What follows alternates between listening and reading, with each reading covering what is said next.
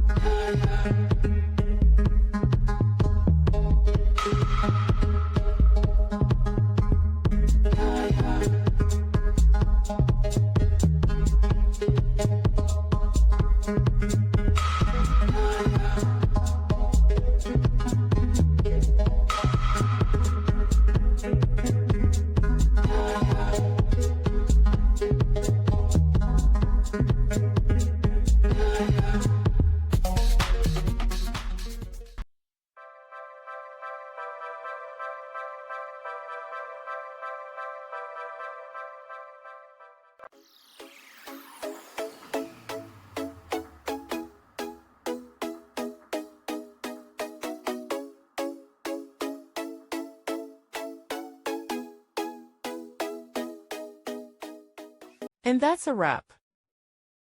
I hope you found the answer you were looking for. If you did, take a second to hit that subscribe button. It really helps out. And let me know in the comments which solution worked best for you. See you next time in the debug zone.